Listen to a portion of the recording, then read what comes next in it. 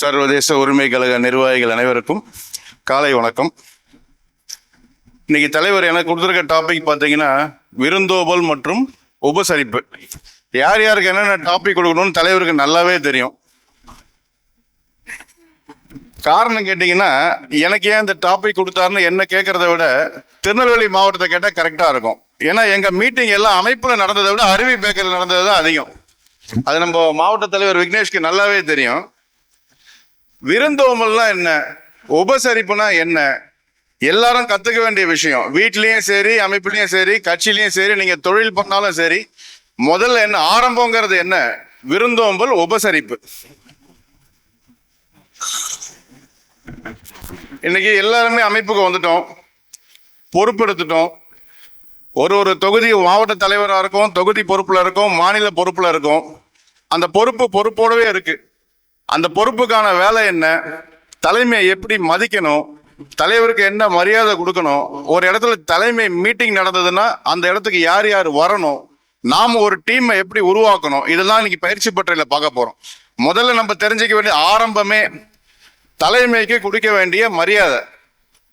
நாம எல்லாருமே என்ன நினைக்கிறோம், தலைமை பொறுப்பு அப்படிங்கிறது ரொம்ப சாதாரணம் நினைச்சிடறோம். அந்த பொறுப்புல இருந்து பார்த்தால்தான் தெரியும். சொல்லுவாங்க, உருவாக்குவதற்கு மட்டுமே வழி தெரியும். அதுதான் தலைமை பொறுப்பு. எப்படி நம்ம உருவாக்குறோம். இன்னைக்கு ஒரு வீட்டுல நம்ம 2 பேரை வச்சு நம்மளால மெயின்டைன் பண்ண முடியல, அதுக்கே 1008 பிரச்சனை வருது. இன்னைக்கு ஒரே ஒரு நபர் தமிழ்நாட்டில் உள்ள அவ்வளவு நிர்வாகியும் தன் கையில வச்சுக்கிறாருன்னா சாதாரணமான விஷயம் கிடையாது. அதை நம்ம எத்தனை பேர் புரிஞ்சுக்கிறோம். எனக்கு சொந்த ஊர் தஞ்சாவூர் மாவட்டம், மயிலாடுதுறை தான் எனக்கு சொந்த ஊர். ஆனா நான் இப்ப இருக்கிறது திருவள்ளூர், சென்னை பக்கத்துல திருவள்ளூர் தான் என் ஊர். திருவள்ளூர்ல ஒரு கோயில் இருக்கு, வீரராகவ பெருமாள் கோயில்னு ஒன்று இருக்கு. அந்த கோயில் வேர்ல்டு ஃபேமஸ். எதுக்கு ஃபேமஸ்னா, உடம்புக்கு முடியல, வேற ஏதாவது உடம்புல தீராத வியாதி இருக்குன்னா அந்த கோயிலில் ஒரு நாள் ராத்திரி தங்கிட்டு போவாங்க. எங்க இருந்து வருவாங்க, நார்த்ல இருந்து வருவாங்க. நிறைய பேர் சிங்கப்பூர், மலேசியால இருந்து வந்திருக்கிறாங்க. ராத்திரி ஒரு நாள் தங்கிட்டு போனா சரியாயிரும். நான் அந்த உள்ளூர்காரன், நான் வெளியூர்ல இருக்கிற கோயிலை தேடி போவேன். என்னைக்குமே நம்ம கிட்ட இருக்கிறத நம்ம என்னைக்குமே மதிக்கிறதும் இல்லை, பெருசா நினைக்கிறதும் இல்லை. நம்ம கிட்ட இல்லாத வெளியில ஏதோ ஒண்ணு நமக்கு பெருசா செய்யுதுன்னு நினைச்சு நம்ம போயிட்டு இருக்கோம். அது என்னைக்குமே நம்ம கை கொடுக்காது. நம்ம கிட்ட இருக்கிறத எந்த அளவுக்கு நம்ம பாதுகாத்து மரியாதையா உரிமையோட வச்சுக்கிறோமோ காலம் பூரா அதான் நமக்கு மரியாதை கொடுக்கும். நம்ம கிட்ட இல்லாத ஒண்ணு தேடி பெரிய கற்பனையில போனா நமக்கு மிஞ்சது செருப்படி மட்டும்தான். இது அனுபவத்துல சொல்றேன். முதல்ல தலைவர் இருக்காங்க. தலைவர்னு ஒருத்தரை நம்ம தேர்ந்தெடுக்கல, தலைவர் தான் நம்மள தேர்ந்தெடுக்கிறாரு. தலைமைக்குன்னு ஒரு மரியாதை இருக்கு, தலைவர் வார்த்தைக்குன்னு ஒரு மரியாதை இருக்கு. இன்னைக்கு அவங்க சுப்ரீம் கோர்ட் அட்வொகேட். இன்னைக்கு அவங்ககிட்ட அப்பாயின்மெண்ட் வாங்கிட்டு பார்க்கறதுக்கு 1000 பேர் வெயிட் பண்றாங்க. ஆனா இன்னைக்கு உங்களை பார்க்கறதுக்கு அவங்க வெயிட் பண்றாங்க. காரணம் என்ன, அதான் தலைமை பண்பு. எல்லா அமைப்பை விட நம்ம அமைப்பு வித்தியாசமான அமைப்புன்னு வெளியில ரொம்ப பெருமையா சொல்லிட்டு இருந்தோம். நேத்து அது எந்த அளவுக்கு உண்மைங்கிறது எங்களுக்கு நல்லா புரிஞ்சிருச்சு. ஏன்னா ஒரு அமைப்பும் சரி, அரசியல் கட்சிகளும் சரி, ஒரு மீட்டிங் நடத்துறாங்க, இல்ல ஒரு பெரிய ஃபங்க்ஷன் நடத்துறாங்கன்னா அமைப்புடைய தொண்டர்கள், முதல்ல நிர்வாகிகள், மாநில நிர்வாகிகள், மாவட்ட நிர்வாகிகள் எல்லாருமே அந்த அமைப்பை பார்த்து எங்க ஃபங்க்ஷன் நடக்குது, எங்கெங்க போஸ்டர் ஓட்டணும், எங்கெங்க பேனர் வைக்கணும், பப்ளிக் எப்படி ஃபங்க்ஷனை அடையாளப்படுத்தணும்னு சொல்லி தலைவரை அழைப்பாங்க. உண்மையா இல்லையா? எத்தனையோ கட்சிகள் இருக்கு, எல்லாரும் கட்சியில எல்லாருமே இருக்கீங்க, நிறைய கட்சிகள் இருக்கீங்க. என்ன பண்ணுவீங்க, உங்க தலைவர் உங்க வீட்டுக்கு வந்தோ இல்ல உங்க ஊருக்கோ வந்தோ ஒரு நிகழ்ச்சி நடத்துறாருன்னா என்ன பண்ணுவீங்க, எல்லாரும் சேர்ந்து ஒரு மண்டபம் பார்ப்பீங்க, எப்படி ஃபங்க்ஷன் நடத்தினாலும் முடிவு பண்ணுவீங்க, எத்தனை பேனர் அடிக்கணும், எத்தனை போஸ்டர் அடிக்கணும், தலைவர் வருகைக்கு என்னென்ன செய்யணும், யார் யாரை கூப்பிடணும், எங்கெங்க போட்டோஸ் எடுக்கணும், யார் யார் கூட வரணும், எல்லாம் ஆர்கனைஸ் பண்ணுவீங்களா மாட்டீங்களா? பண்ணுவீங்களா மாட்டீங்களா? நேத்து எல்லா ஏற்பாடும் பண்ணது தலைவர். பேனர் ஒட்டினதுக்கு கூட நின்று பார்த்தது தலைவர். நோட்டீஸ் ஒட்டிருக்காங்களே பார்த்தது தலைவர். மண்டபம் ரெடி ஆயிடுச்சா, எந்த கலர்ல துணி போட்டா என் நிர்வாகி உட்காரத்துக்கு நல்லா இருக்குன்னு முடிவெடுத்தது தலைவர்.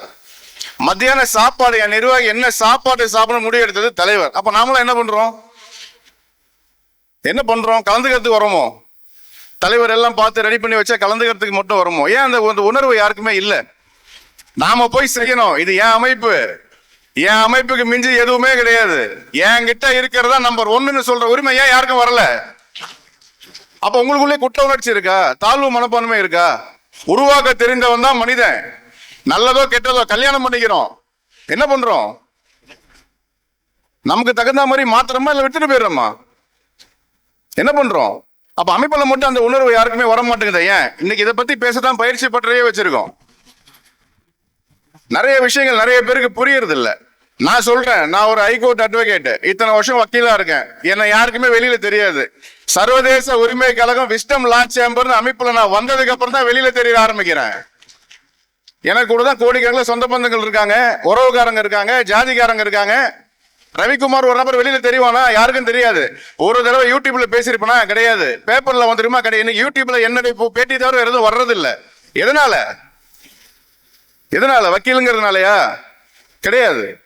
இல்ல சமூகத்தில் பெரிய பொறுப்புல இருக்காங்க, அவங்கள சுத்தி பெரிய கிடையாது. நான் இந்த அமைப்புல இருக்கின்ற ஒரே காரணத்துக்காக தான். இந்த அமைப்புல இன்னைக்கு நான் வெளியில போய் ரவிக்குமார் வக்கீல்னே தெரியாது.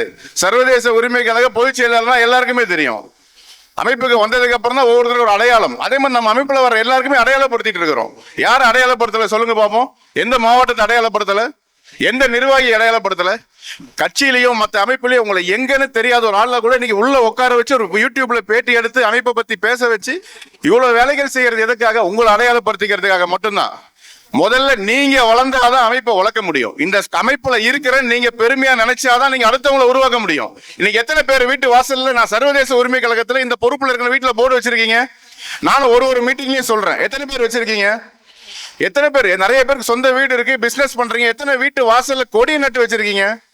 உங்க வீட்டுல பக்கத்துல இருக்க நீங்க என்ன பொறுப்புல இருக்கீங்க, எந்த அமைப்புல இருக்கீங்க, யாருக்கா தெரியுமா? யாராவது ஒருத்தர் சொல்லுங்க பாப்போம். இத்தனை நிர்வாகிகள் உட்காந்துருக்கோம். என் வீட்டுல நான் வீட்டு வாசல்ல போர்டு வச்சிருக்கேன் சார். என் வீட்டுல வச்சிருக்கேன். முதல்ல என்ன வச்சிருக்கேன்? ரவிக்குமார் பொதுச் செயலாளர் சர்வதேச உரிமைகள். அதுக்கப்புறம் தான் வழக்கறிஞர். திருவள்ளூர்லயும் சரி, சென்னையில் உள்ள என் வீட்லயும் சரி, முதல்ல போர்டு தான் இருக்கும், கொடி தான் இருக்கும், உள்ள நானும் தலைவர் போட்டோ இருக்கும். எத்தனை பேர் வீட்டுல இருக்கு? நீங்க யாருன்னு உங்களை அடையாளப்படுத்திக்க தெரியாதவங்க நீங்க எப்படி அடுத்தவங்களை உருவாக்க போறீங்க? எத்தனை பேர் டீம் வச்சிருக்கிறீங்க? எத்தனை பேர் வச்சிருக்கிறீங்க? இன்னைக்கு ஒரு தொகுதின்னு வைங்க, ஒரு தொகுதி செயலாளராக இருக்கீங்க. ஒரு தொகுதி செயலாளர் வெளியில வர்றீங்கன்னா அவங்க கூட 20 பேர் கூட வரணும். வந்தாதான் நீங்க தொகுதி செயலாளர். தனியா வந்து நீங்க தொகுதி செயலாளர் அவசியமே இல்லையே. காரணம் என்ன? உங்களுக்குள்ள கம்யூனிகேஷன்ஸ் இல்ல. அடுத்தவங்களை எப்படி பேசும், முதல்ல தலைமையை எப்படி மதிக்கணுங்கிறது நிறைய பேருக்கு தெரியல.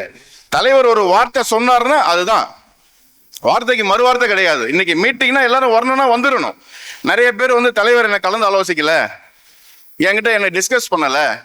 இது என்ன ஃபங்க்ஷன் தெரியுமா யாருக்காவது? முதல்ல பயிற்சி பற்ற ஏன் வச்சோன்னு தெரியுமா? இன்னைக்கு என் பையனுடைய முதல் பிறந்த நாள். இன்னைக்கு பிறந்தநாள் விழா தான். எங்க சொந்தக்காரங்களை கூப்பிட்டு வச்சு கடை வெட்டி சோறு போட்டு கேக் வெட்டி போறது எவ்வளவு நேரம் ஆகும்? எதுக்கு பயிற்சி பற்றை வைக்கிறோம்? குடும்பத்தின் குடும்பங்கிறது வார்த்தைக்காக சொல்றது கிடையாதுன்னு ப்ரூஃப் பண்றதுதான் இந்த பயிற்சி பற்ற. குடும்பம்னா நீங்க தான் குடும்பம், சொந்தக்காரங்களோ ஜாதிக்காரங்களோ கிடையாது. அமைப்புல உள்ள ஒவ்வொருத்தரும் குடும்பம் தான். அதனால குடும்பத்து ஃபங்க்ஷன் அமைப்புல வச்சிருக்கோம். அமைப்பு ஃபங்க்ஷனே குடும்ப ஃபங்க்ஷன். எத்தனை கட்சிக்காரன் குடும்ப ஃபங்க்ஷன்ல கட்சிக்காரங்களை கூப்பிடுறான்? எத்தனை அமைப்பை சேர்ந்தவன் குடும்ப ஃபங்க்ஷன் அமைப்பாளர்களை கூப்பிடுறான்? வேற எப்படி சொல்லுங்க பாப்போம். யாராவது ஒருத்தர் தைரியமா தான் எழுந்து சொல்லுங்க, இல்ல நான் இந்த கட்சியில இருக்கேன், என் தலைவர் வீட்டுல சீமந்தம், என் தலைவர் வீட்டுல வளகாப்பு, என் தலைவர் வீட்டுல பேர் வைக்கிறவள என்னை கூப்பிட்டாங்க, யாராவது ஒருத்தர் சொல்லுங்க பாப்போம். இன்னைக்கு ஏன் கூப்பிடுறாரு தலைவர்? குடும்பத்தின் குடும்பங்கிறது வெறும் வார்த்தை மட்டும் கிடையாது, உணர்வு. அந்த உணர்வு ஒரு நிர்வாகிக்கும் இருக்கணும். எத்தனை பேருக்கு நமக்கு இருக்கு? இன்னைக்கு நேத்து 3 பேர் சார் 4 பேர் மண்டபத்தில் வேலை பார்த்தது. நான் வரேன், நான் ஊர்ல இருந்து சென்னையில இருந்து கிளம்பி வரேன். கீழே பார்த்தா கீழே டேபிள் தூக்கி தலைவர் போட்டுட்டு இருக்காரு. அவருக்கு தலையிலதா இல்ல ஒரு 10 பேரை வச்சு வேலை செய்யலாமே. எதுக்கு டேபிள் எடுத்து அவர் அரேஞ்ச் பண்ணணும்? எந்த கலர் துணி போகணும் அவரையா முடிவு பண்ணணும்? மதியம் என்ன சாப்பாடு போகணும் அவரையா? நம்மளாம் என்ன பண்றோம்? எந்த மாவட்டத்தில் மீட்டிங் நடக்கும், அட்லீஸ்ட் மாவட்டத்துல ஒரு 5 பேராவது முதல்ல நிக்கணும். என் தலைவன் தனியா வேலை செய்யணும், நான் போய் கூட நிக்கணும். அதுதான் உணர்வு. அது எப்ப நமக்கு வரப்போகுது? எப்ப வரப்போகுது நமக்கு? நிறைய மாவட்டங்கள் நல்ல செயல்பாடுகள் நல்லா இருக்கு, ஆனா இன்னும் வளரணும். முதல்ல உங்களை நீங்க அடையாளப்படுத்திக்கணும். நான் திரும்பியும் சொல்றேன், உங்களை அடையாளப்படுத்திக்கிட்டால் மட்டுமே தான் நீங்க அடுத்தவர்களை உருவாக்க முடியும். இல்ல முடியாது. நீங்க யாருன்னு வெளியில போகும்போது உங்க பேர் சொல்லாம உங்களை பப்ளிக் பார்த்து தெரிஞ்சுக்கணும். இன்னைக்கு தலைவர் வெளியில போறாருன்னா சர்வதேச உரிமை கழக தலைவர்னு கடை கோடியில் இருக்கிற ஒரு ஆள் கூட சொல்லுவான். நம்மள எத்தனை பேருக்கு தெரியும்? உங்க மாவட்டத்தில் முதல்ல உங்களை எத்தனை பேருக்கு தெரியும்? இந்த மாவட்டத்தை சேர்ந்தவர் சர்வதேச உரிமை கழகத்தில் இருக்காரு, மாவட்ட தலைவரா இருக்காருன்னு. அதே மாதிரி நம்ம எவ்வளவு சேவைகள் செஞ்சிருக்கோம். பாக்கி கட்சியா இருக்கட்டும், அமைப்பா இருக்கட்டும், எல்லாம் சொல்றாங்க நான் அதை பண்றேன் இதை பண்றேன்னு உறுதிமொழி எடுக்கிறாங்க, மேடையில் நின்று பேசுறாங்க, எழுத்துப்பூர்வமா எத்தனை பேர் சொன்னதை செயல்படுத்திருக்காங்க. இந்த அமைப்பு சொன்னதை செயல்படுத்தாம போ, ஏதாவது ஒண்ணு சொல்லுங்க பாப்போம். தலைவர் சொன்னார் 100 பேரை படிக்க வைக்கிறேன், 100 பேரை தாண்டி படிக்க வச்சிட்டு இருக்காரு. மக்களுக்கு உதவி செய்யறேன் செஞ்சிட்டு இருக்காரு. மகளிர் முன்னேற்றத்துக்காக ஒரு வேலையும் செய்வேன் செஞ்சிட்டு இருக்காரு.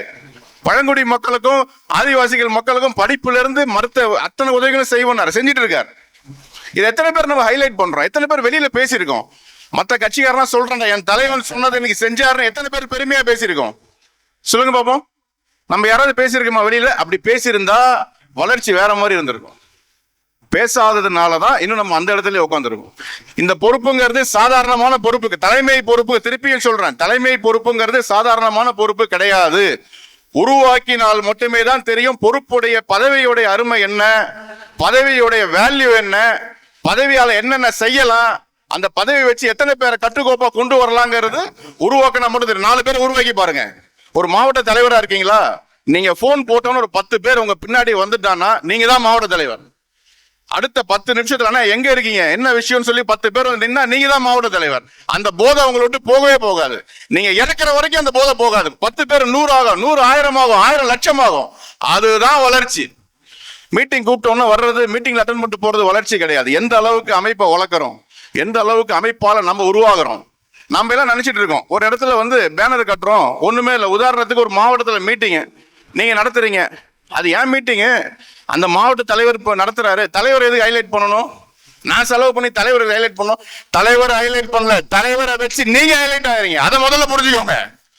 சர்வதேச உரிமை கழக தலைவர் போட்டோ வச்சுக்கினா அந்த இடத்துல நீங்க ஹைலைட் ஆகுறீங்க, தலைவர் ஹைலைட் ஆகல. உங்களை வளர்த்த ஒருத்துதான் அந்த பதவியில் அவர் இருக்காரு, அது தெரிஞ்சுக்கோங்க. முதல்ல இந்த பயிற்சி பற்றின்னு ஆரம்பிச்சதே முதல்ல பயிற்சி வேண்டும். யார் யாரை எப்படி எப்படி ஹேண்டில் பண்ணணும், நிர்வாகத்தை எப்படி வளர்க்கணும், வளர்த்த நிர்வாகத்தை எப்படி கட்டுக்கோப்பா வச்சுக்கணும், யார் யார்கிட்ட என்னென்ன விஷயங்களை பேசணும், யார்கிட்ட எந்த வேலை சொன்னா அது நடக்கும், அது எல்லாம் தெரிஞ்சு வச்சுக்கிட்டு தான் நிர்வாகத்தை வளர்க்க ஆரம்பிக்கும். அதற்கான பயிற்சி தான் இது. அதே மாதிரி நீங்க உங்களை சொல்ற மாதிரி தலைமைக்கும் எங்களுக்கும் பயிற்சி நிறைய தேவைப்படும். நாங்க நிறைய பயிற்சி எடுத்துக்கிட்டோம், நிறைய விஷயங்கள் உங்க மூலியமா நாங்க கத்துக்கிட்டோம். எது பண்ணணும், எது எங்க பண்ணக்கூடாது, யார் யாருக்கு என்னென்ன பொறுப்பு தரணும், எந்த பொறுப்பை கொடுத்தா யாரு வேலை செய்வாங்க, எல்லாமே நாங்க படிச்சுக்கிட்டு இருந்தோம். ஒரு வருஷம் நாங்க ரொம்ப அனுபவமாகி தான் அந்த அனுபவத்தை உங்ககிட்ட பகிர்ந்துக்கிறோம். பேசணுங்கிறதுக்காக யாருமே பேசல, எங்க அனுபவத்தை உங்ககிட்ட பகிர்ந்தது பேர் தான் இந்த பயிற்சி பட்டறை. அதனால தலைவர் அடுத்தது பேசுவாங்க, நம்ம மாநில நிர்வாகிகள் எல்லாமே அடுத்தடுத்து பேசுவாங்க. நான் சொன்ன விஷயம் இந்த மீட்டிங்கோட முடியாம ஒரு மனசுலயும் ஆழமா பதிஞ்சுதுன்னா அடுத்த பயிற்சி பட்டறைக்கு மண்டபம் பத்தாது, மைதானம் தான் எடுக்கிறோம். நன்றி.